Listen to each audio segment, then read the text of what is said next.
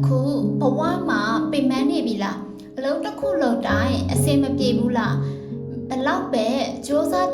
ရလက်မထွက်ဘူးလို့ခံစားနေရလားဒါဆိုရင်ဒီဗီဒီယိုကိုမကြော်ရပါနဲ့ဘာလို့လဲဆိုတော့မင်းလက်လျှောဖို့စဉ်းစားနေတဲ့အချိန်မှာဒီစကားကမင်းကိုပြန်ထစေနိုင်လို့ပါ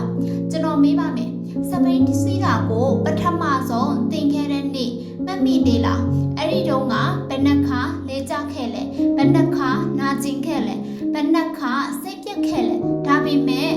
မင်းလက်မလျှော့ခဲ့ပါဘူးဘာကြောင့်လဲဆိုတော့စပိန်စီးတက်ရှင်တဲ့စိတ်ကလဲကြရတဲ့နာကျင်မှုထက်ပိုကြီးနေလို့ပါဒီနေ့လဲအတူတူပါပဲမင်းအိမ်မက်ကမင်းရဲ့အကြောင်းရုံမှုထက်ပိုကြီးနေရပါမယ်ရီမန်းချက်ကမင်းအခက်အခဲထက်ပိုကြီးနေရပါမယ်မဟုတ်ရင်မင်းဟာအခက်အခဲတိုင်းရဲ့ရှေ့မှာရပ်သွားပါလိမ့်မယ်လူအများစုမအောင်မြင်တာမတော်လို့မဟုတ်ပါဘူးမကြိုးစားလို့လည်းမဟုတ်ပါဘူးသူတို့လမ်းတစ်ဝက်မှာလက်ချော့သွားလို့ပါပဲ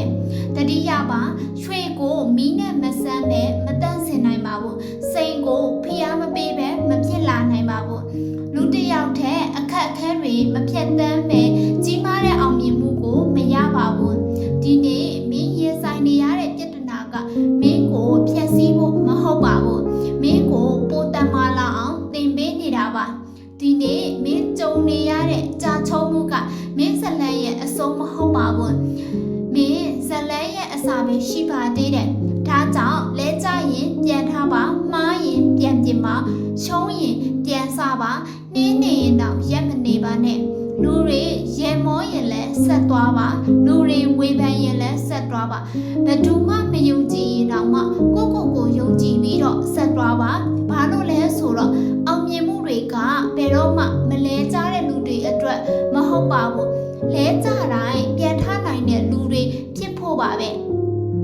ဒီနေ့မင်းလက်လျှော့ဖို့စဉ်းစားနေတယ်ဆိုရင်နောက်ထပ်တစ်ရက်လောက်တော့ဆက်စူးစမ်းကြည့်ပါနောက်ထပ်တစ်ခေါက်လောက်တော့ထပ်စူးစမ်းကြည့်ပါမင်းထင်ထားတာတဲ့အောင်မြင်မှုကမင်းနဲ့ပိုနီးနေနိုင်ပါတယ်ဒီဗီဒီယိုကိုအဆုံးထိနားထောင်ခဲ့ရင် comment မှာငါလက်မချော့ဘူးလို့ရေးခဲ့ပါ